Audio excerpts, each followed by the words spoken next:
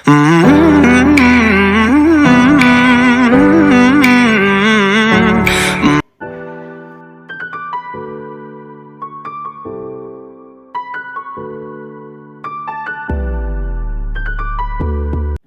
Everyone, welcome back to Chandana Vijay vlogs. ಹೇಗಿದ್ದಾರೆ ಎಲ್ಲರೂ? I hope you all are good. ನಾನು ಕೂಡ ಅಷ್ಟೇ ತುಂಬಾನೇ ಚೆನ್ನಾಗಿದ್ದೀನಿ. ಈ ದಿನನ ತುಂಬಾ ಹೆಲ್ದಿಯಾಗಿ ತುಂಬಾ ಹ್ಯಾಪಿಯಾಗಿ ಸ್ಟಾರ್ಟ್ ಮಾಡೋಣ. ಇವತ್ತು ನಾನು ಒಂದು ಡಿಟಾಕ್ಸ್ ಡ್ರಿಂಕ್ ನ ಮಾಡ್ಕೋತಾ ಇದ್ದೀನಿ. ಬೆಳಗ್ಗೆ ಎದ್ದು ಬಿಸಿನೀರನ್ನ ಕುಡಿದಿದ್ದಾದ್ಮೇಲೆ ಒಂದು ಗ್ರೀನ್ ಜ್ಯೂಸ್ ನ ಮಾಡ್ಕೋತಾ ಇದ್ದೀನಿ. ಇದನ್ನ ಹೇಗ್ ಮಾಡೋದು, ಏನೇನೆಲ್ಲ ಬೇಕು ಅಂತ ನೋಡ್ಕೊಳ್ಳೋಣ.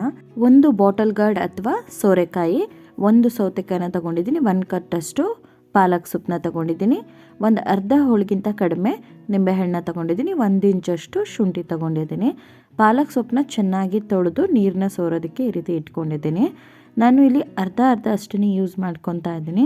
ತುಂಬ ಜಾಸ್ತಿ ಏನೂ ಹಾಕಬೇಕನ್ನೋ ಅವಶ್ಯಕತೆ ಇಲ್ಲ. ಲಿಕ್ವಿಡ್ ಫಾರ್ಮಲ್ಲಿ ಮಾಡ್ಕೊಳ್ಳೋದ್ರಿಂದ ಇದರಲ್ಲೇ ಜಾಸ್ತಿ ಜ್ಯೂಸ್ ಬರುತ್ತೆ. ತುಂಬ ಚಿಕ್ಕದಿತ್ತು ಅಂತಂದರೆ ಒಂದು ಸೋರೆಕಾಯಿನ ಅಥವಾ ಒಂದು ಬಾಟಲ್ ಗಾರ್ಡ್ನ ಯೂಸ್ ಮಾಡ್ಕೊಳ್ಬೋದು. ಬಾಟಲ್ ಗಾರ್ಡ್ ಬಂದುಬಿಟ್ಟು ತುಂಬಾ ಹೆಲ್ಪ್ ಮಾಡುತ್ತೆ ವೆಯ್ಟ್ ಲಾಸ್ ಮಾಡೋದಕ್ಕೆ.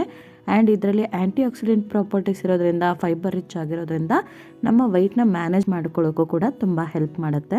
ಈ ಒಂದು ವೆಜಿಟೇಬಲ್ ನಮ್ಮ ಹಾರ್ಟ್ ಹೆಲ್ತ್ಗೆ, ಸ್ಕಿನ್ ಹೆಲ್ತ್ಗೆ, ನಮ್ಮ ಹೇರ್ ಹೆಲ್ತ್ ಎಲ್ಲದಕ್ಕೂ ತುಂಬಾ ಒಳ್ಳೆಯದು ಅಂತಲೇ ಹೇಳ್ಬೋದು. ವೀಕ್ಲಿ ಒನ್ಸ್ ಆದರೂ ನಾವು ಡಿಟಾಕ್ಸ್ ಡ್ರಿಂಕ್ನ ಮಾಡ್ಕೊಂಡು ಕುಡಿಯೋದ್ರಿಂದ ನಮಗಿರುವಂಥ ಕಾನ್ಸ್ಟಿಪೇಷನ್ ಆಗಿರ್ಬೋದು, ಬಾಡಿಲಿರುವಂಥ ಇಂಪ್ಯೂರಿಟೀಸ್ ಆಗಿರ್ಬೋದು, ಎಲ್ಲನೂ ಕೂಡ ಕ್ಲೀನ್ ಮಾಡ್ಕೊಳ್ಬೋದು.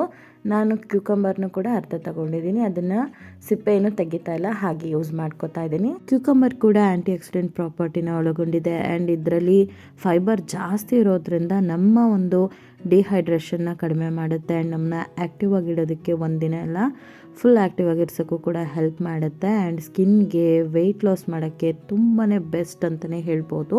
ಕ್ಯೂಕಂಬರ್ನ ಡೈಲಿ ಕೂಡ ನಮ್ಮ ಒಂದು ಡಯಟಲ್ಲೇ ಆಗಲಿ, ನಮ್ಮ ಊಟದ ಜೊತೆಗಾಗಲಿ ನಾವು ಆ್ಯಡ್ ಮಾಡ್ಕೊಳ್ಳೋದು ತುಂಬಾ ಒಳ್ಳೆಯದು.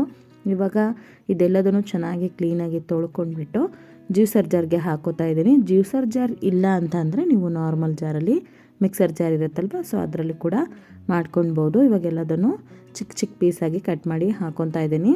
ಈ ಒಂದು ಡಿಟಾಕ್ಸ್ ಡ್ರಿಂಕ್ನ ಅಟ್ಲೀಸ್ಟ್ ವೀಕ್ಲಿ ಒನ್ಸ್ ಆದರೂ ಟ್ರೈ ಮಾಡಿ. ಖಂಡಿತ ನಿಮ್ಮ ಒಂದು ಸ್ಕಿನ್ನಲ್ಲೇ ಆಗಿರ್ಬೋದು, ಹೇರ್ ಫಾಲಲ್ಲೇ ಆಗಿರ್ಬೋದು ಚೇಂಜಸ್ನ ನೋಡ್ಕೊಳ್ಬೋದು. ನನಗೆ ಕೂಡ ತುಂಬಾ ಹೇರ್ ಫಾಲ್ ಆಗ್ತಾಯಿತ್ತು. ಆ್ಯಕ್ಚುಲಿ ನನಗೆ ಯಾವಾಗಲೂ ಪಿಂಪಲ್ಸ್ ಎಲ್ಲ ಅಷ್ಟೊಂದು ಬರ್ತಿರಲಿಲ್ಲ. ಒಂದು ಸರ್ಟನ್ ಟೈಮಲ್ಲಿ ಜಾಸ್ತಿ ಪಿಂಪಲ್ಸ್ ಎಲ್ಲ ಆಗ್ತಾಯಿತ್ತು. ವೆಯ್ಟ್ ಗೇನ್ ಆಗ್ತಾ ಹೋದರೆ ನಮ್ಮ ಜೊತೆನೇ ಕಾಯಿಲೆಗಳು ಕೂಡ ಬರುತ್ತೆ. ಸೊ ನಮಗೆ ಗೊತ್ತಾಗ್ದೇ ಒಳಗಡೆಯಿಂದ ಪ್ರಾಬ್ಲಮ್ಸ್ ಆಗ್ತಿರುತ್ತೆ. ನಾವು ಅದನ್ನೆಲ್ಲ ಡಯಾಗ್ನೋಸ್ ಮಾಡ್ಕೊಳ್ಳೋಕ್ಕಾಗಲ್ಲ. ನಾವು ಡಾಕ್ಟರ್ ಹತ್ರ ಹೋಗಿ ತಿಳ್ಕೊಂಡಾಗ ವೆಯ್ಟ್ ಮ್ಯಾನೇಜ್ ಮಾಡ್ಕೊಳ್ಳಿ ಅಂತಲೇ ಹೇಳ್ತಾರೆ ಹೊರತು ಬೇರೆ ಎಲ್ಲನೂ ಏನೂ ಹೇಳಲ್ಲ. ಸೊ ನಮಗೇನು ಬೇಕು, ನಮ್ಮ ಬಾಡಿನಲ್ಲಿ ಆಗ್ತಿರೋ ಚೇಂಜಸ್ನ ನಾವು ಹೇಗೆ ಸರಿಪಡಿಸ್ಕೋಬೇಕು ಅಂತ ನಾವೇ ಯೋಚನೆ ಮಾಡಬೇಕು. ಆದಷ್ಟು ರಿಸರ್ಚ್ ಮಾಡಿ ತಿಳ್ಕೊಂಡು ಆಮೇಲೆ ನಮ್ಮ ಬಾಡಿಗೆ ಏನು ಸೂಟ್ ಆಗುತ್ತೋ ಅದನ್ನು ಮಾಡ್ಕೊಳ್ಳೋದು ತುಂಬಾ ಒಳ್ಳೆಯದು. ನನಗೆ PCOS ಪ್ರಾಬ್ಲಮ್ ಇದೆ. ನಾನು ಇದ್ರ ಬಗ್ಗೆ ಸಪ್ರೇಟಾಗಿ ವಿಡಿಯೋ ಮಾಡಬೇಕು ಅಂದ್ಕೊಂಡಿದ್ದೀನಿ. ಹಾಗಾಗಿ ನಾನು ಜಾಸ್ತಿ ಅದ್ರ ಬಗ್ಗೆ ಹೇಳಲ್ಲ. ಸೊ ನನಗೆ PCOS ಪ್ರಾಬ್ಲಮ್ ಇರೋದ್ರಿಂದನೇ ನಾನು ಜಾಸ್ತಿ ವೆಯ್ಟ್ ಗೇನ್ ಆಗಿದ್ದು. ಏನೆಲ್ಲ ಕಾರಣದಿಂದ ನನಗೆ PCOS ಅಥವಾ PCOD ಬಂತು, ಎರಡು ಒಂದೇನಾ, ಅದರಲ್ಲಿ ಸಿಮಿಲಾರಿಟಿ ಇದೆಯಾ, ಚೇಂಜಸ್ ಇದೆಯಾ, ಎರಡು ಬೇರೆನಾ, ಏನು ಡಿಫ್ರೆನ್ಸ್ ಇದೆ, ಎಲ್ಲದನ್ನು ಕೂಡ ನಾನು ಡೀಟೇಲಾಗಿ ವಿಡಿಯೋದಲ್ಲಿ ತಿಳಿಸ್ತೀನಿ. ನಾನೇನೇನೆಲ್ಲ ಹೆಲ್ತ್ ಪ್ರಾಬ್ಲಮ್ಸ್ನ ಫೇಸ್ ಮಾಡಿದ್ದೀನಿ ಇದುವರೆಗೂ, ಯಾಕೆ ನಾನು ಇಷ್ಟೊಂದು ವೆಯ್ಟ್ ಜಾಸ್ತಿ ಆಗಿದ್ದು, ಏನೆಲ್ಲ ಪ್ರಾಬ್ಲಮ್ಸ್ನ ನನ್ನ ಲೈಫಲ್ಲಿ ನಾನು ಮುಂದೆ ದಾಟ್ಕೊಂಡು ಬಂದೆ ಅನ್ನೋದನ್ನೆಲ್ಲನೂ ಕೂಡ ನಾನು ವಿಡಿಯೋದಲ್ಲಿ ತಿಳಿಸ್ಕೊಡ್ತೀನಿ. ಇವಾಗ ಇದ್ರ ಜೊತೆಗೆ ಶುಂಠಿ ಎಲ್ಲ ಹಾಕಿಬಿಟ್ಟು ಪಾಲಕ್ನ ಹಾಕ್ಕೊಂಡು ಬಿಡ್ತಾಯಿದ್ದೀನಿ. ಪಾಲಕ್ನ ಈ ರೀತಿ ಡೈರೆಕ್ಟಾಗಿ ಹಾಕ್ಕೊಂಡ್ರೆ ಹಸಿ ಇರುತ್ತೆ, ಒಬ್ಬೊಬ್ಬರು ಅನಿಸುತ್ತೆ ಟೇಸ್ಟು. ಸೊ ಒಂಥರ ಇಷ್ಟ ಆಗಲ್ಲ ನಿಮಗೆ ಅಂತ ಅಂದರೆ ಸ್ವಲ್ಪ ಸ್ಟೀಮ್ ಮಾಡಿಕೊಂಡು ಅಥವಾ ಸ್ವಲ್ಪ ಬಾಯ್ಲ್ ಮಾಡಿಕೊಂಡು ಯೂಸ್ ಮಾಡ್ಕೊಳ್ಬೋದು. ಇದ್ರ ಜೊತೆಗೆ ಸ್ವಲ್ಪ ಪಿಂಕ್ ಸಾಲ್ಟ್ನ ಹಾಕಿ ಗ್ರೈಂಡ್ ಮಾಡ್ಕೊಂಡಿದ್ದೀನಿ. ನೀವು ನೋಡ್ಬೋದು ಎಷ್ಟೊಂದು ಗಟ್ಟಿಯಾಗಿ ಬಂದಿದೆ ಅಂತ.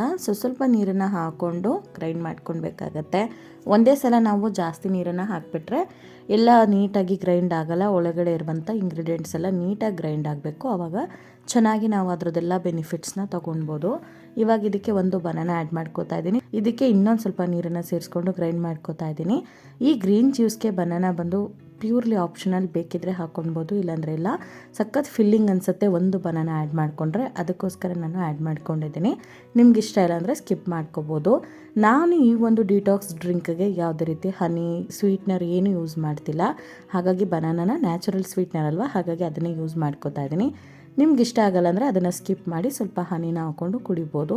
ಹನಿ ಹಾಕ್ತೀರಾ ಅಂತ ಹೇಳಿದ್ರೆ ಸಾಲ್ಟ್ನ ಸ್ಕಿಪ್ ಮಾಡಿ. ಪಿಂಕ್ ಸಾಲ್ಟ್ ಇಲ್ಲ ಅಂದರೆ ವೈಟ್ ಸಾಲ್ಟ್ ಹಾಕ್ಬೋದಾ ಅಂದರೆ ಅದು ನಿಮ್ಮ ಇಷ್ಟ, ಹಾಕ್ಕೊಂಡು ಕುಡಿಬೋದು. ಬಟ್ ಪಿಂಕ್ ಸಾಲ್ಟ್ ಹಾಕ್ಕೊಂಡ್ರೆ ಟೇಸ್ಟು ಚೆನ್ನಾಗಿರುತ್ತೆ ಆ್ಯಂಡ್ ಹೆಲ್ತ್ಗೂ ಕೂಡ ತುಂಬ ಒಳ್ಳೆಯದು. ಅದಕ್ಕೋಸ್ಕರ ನಾನು ಪಿಂಕ್ ಸಾಲ್ಟ್ನ ಯೂಸ್ ಮಾಡ್ಕೊಂಡಿದ್ದೀನಿ.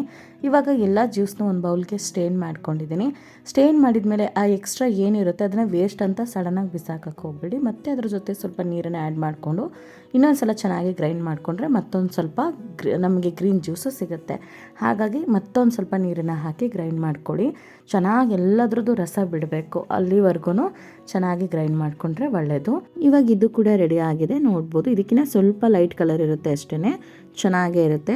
ಏನೂ ವೇಸ್ಟ್ ಮಾಡೋಕ್ಕೆ ಹೋಗ್ಬಿಡಿ. ಯಾವುದನ್ನೇ ಆದ್ರೂ ಸ್ವಲ್ಪ ಬಿಸಾಕೋಕ್ಕಿಂತ ಮುಂಚೆ ಅದರದ್ದು ಬೆನಿಫಿಟ್ ಎಲ್ಲ ಯೂಸ್ ಮಾಡಿಕೊಂಡು ಆಮೇಲೆ ಬಿಸಾಕೋದು ಒಳ್ಳೆಯದು.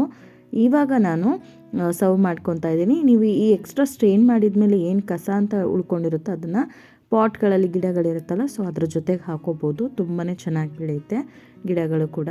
ಯಾವುದು ವೇಸ್ಟ್ ಅಂತ ಏನಿಲ್ಲ, ಕಸದಿಂದ ರಸ ಅಂತಾರಲ್ಲ, ಸೊ ಅದನ್ನು ಕೂಡ ಯೂಸ್ ಮಾಡ್ಕೊಳ್ಬೋದು. ಗಿಡಗಳನ್ನ ಬೆಳೆಸೋಕ್ಕೂ ಹೆಲ್ಪ್ ಮಾಡುತ್ತೆ.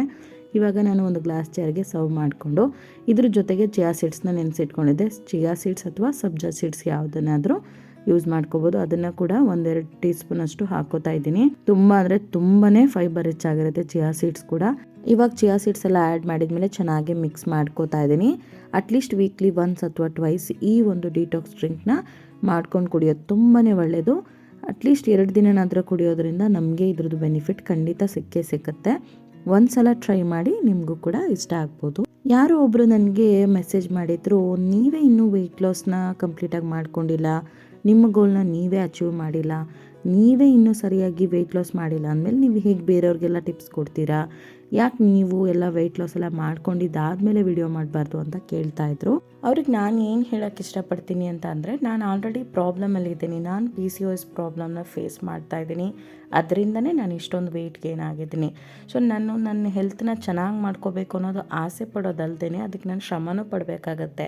ಸೊ ನನ್ನ ಹಾಗೆ ಯಾರೆಲ್ಲ ಪ್ರಾಬ್ಲಮ್ಸ್ಗಳಲ್ಲಿದ್ದಾರೋ ಅವರು ಕೂಡ ಅರ್ಥ ಮಾಡಿಕೊಂಡು, ಅವ್ರಿಗೆ ಯಾವುದೂ ಕಷ್ಟ ಅಲ್ಲ, ಹಾಗಂತ ಎಲ್ಲ ತುಂಬ ಸುಲಭವಾಗಿ ಸಿಗಲ್ಲ ಅನ್ನೋದನ್ನ ಅರ್ಥ ಮಾಡಿಕೊಂಡು ರಿಯಾಲಿಟಿನ ತಿಳ್ಕೊಂಡು ಅವರು ಕೂಡ ಅವ್ರಿಗಿರೋಂಥ ಪ್ರಾಬ್ಲಮ್ಸ್ಗಳನ್ನ ಕಡಿಮೆ ಮಾಡ್ಕೊಳ್ಳಿ. ಆ್ಯಂಡ್ ವೆಯ್ಟ್ ಲಾಸ್ ಮಾಡ್ಕೊಳ್ಳೋಕ್ಕೆ ನನ್ನ ಜೊತೆಗೆ ಅವ್ರಿಗೊಂದು ಮೋಟಿವೇಶನ್ ಇರುತ್ತೆ. ಯಾರಾದರೂ ನನಗೆ ಎಂಕರೇಜ್ ಮಾಡಿದ್ರೆ ನನಗೊಂದು ಮೋಟಿವೇಶನ್ ಇರುತ್ತೆ ಅನ್ನೋ ಒಂದೇ ಉದ್ದೇಶದಿಂದ ನಾನು ವೆಯ್ಟ್ ಲಾಸ್ ಜರ್ನಿ ಸ್ಟಾರ್ಟ್ ಮಾಡುವಾಗಲೇ ವೀಡಿಯೋಗಳನ್ನ ಹಾಕೋಕ್ಕೆ ಸ್ಟಾರ್ಟ್ ಮಾಡಿಬಿಡ್ತೀನಿ.